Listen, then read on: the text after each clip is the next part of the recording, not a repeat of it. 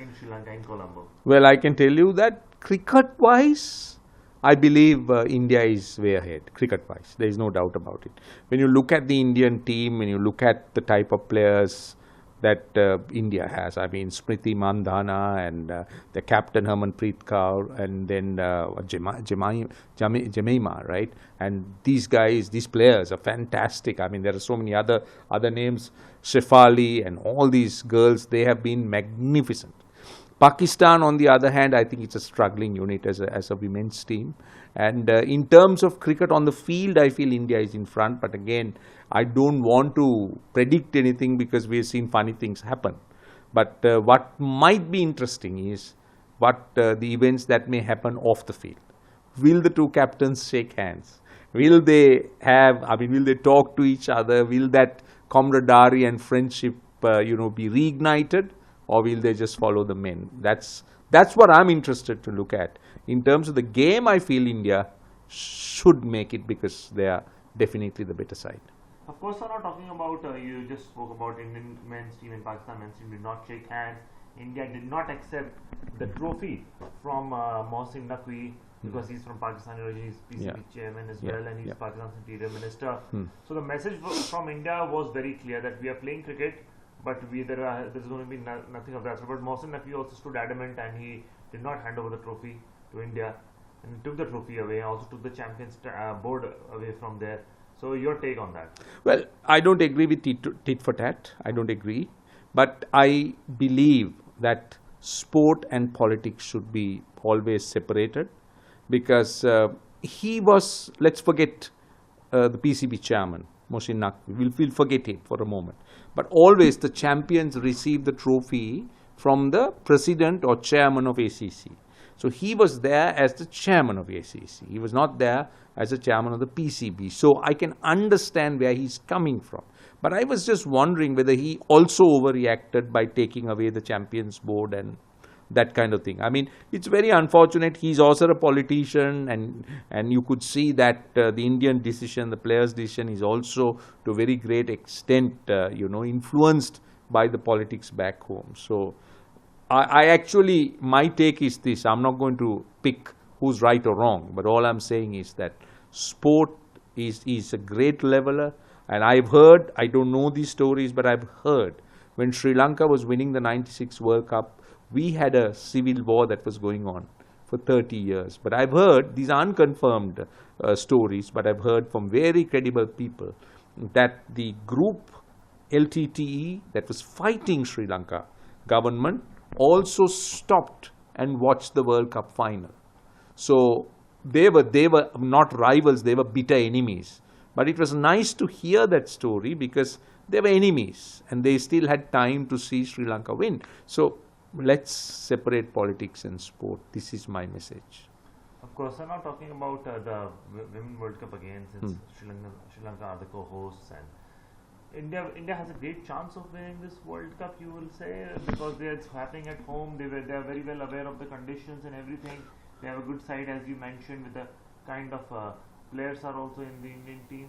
So keeping all those things in mind, would you say it's a great chance for the women? Yes. Very good chance. Because you're playing in your own backyard, right? So we know that pitchers determine a lot. So Australia and England are the other two teams that will run India closely. South Africa are not a bad unit, but I have seen India play a lot. I've seen them play in the Asia Cup. I've seen them play in bilaterals, and I think they got a very good chance. They must be right up there as favorites with England and Australia.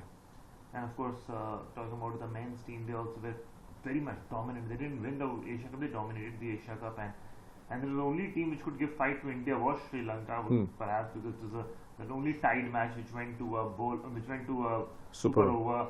And then, so you would say Sri Lanka was the only one to have troubled the dominant Indian team in the Asia Cup? Yes, it's an yes, provided Sri Lanka turns up. See, Sri Lanka has had some fantastic days in that Asia Cup. The first round, as we all saw, they completely dominated their teams. Yes, Hong Kong was a bit of a madness because they just, lost wickets in the middle, and they could have. There was this danger of they throwing it away, which I which I always believe they wouldn't, that they would have got over the line. What I want Sri Lanka, or what I would have liked to see Sri Lanka do, is dominate teams like Hong Kong, not win just, by a thin margin. But having said that, they dominated Bangladesh, they completely dominated Afghanistan, their quality spin attack. Then that first game of the Super 4, they should have won, but I thought it was a good game with Bangladesh. But again, as I said, the problem for Sri Lanka has been that there have been too many inconsistencies that has been kind of, that has marred, or that has followed Sri Lanka, even in this Asia Cup. I mean, top commentators in that Asia Cup whom I met felt that after the first round, that it was a very good chance that Sri Lanka might play India in the final, because those two teams looked the best. But then look where Sri Lanka ended up. As far as that Indian game, yes, it was a fantastic game. They punched India, and they matched them. Run for run, shot for shot. They were so good. But unfortunate that you lost in the Super Over. It could happen to any team. But to me, it's more than winning and losing. Especially when you're playing against teams like India, it's about competing, making them know that we are capable of taking you down. So that we did see. Of course, and now, as you know, Shubman Gill, who led India brilliantly in England, drawing the series 2-all, is now elevated India's ODI captain. It's a very good move. I think it's an excellent move. I believe Shubman Gill had a massive challenge before him when he went to England. I heard pundits from England say 3-1. Some people said 2-1. Some people said 3-2. But nobody said that India will draw the series or India will win the series. Yeah, I also didn't think that India will win the series, because it was a very young side. Batting looked quite thin. Bumrah not available for the full series. So there were handicaps in that Indian lineup. There was no Rohit Sharma. There was no Virat Kohli. So the middle order needed a little bit of beef, around that bone. So they didn't have.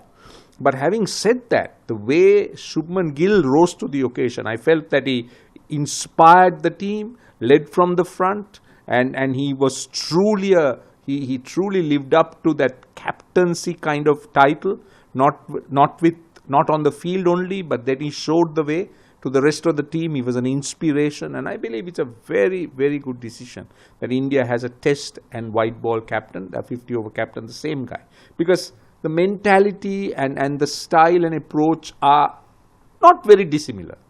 But when you take T20 cricket, it's a different ball game altogether. So I have no problems in Shubman Gill being the test captain and the 50-over captain.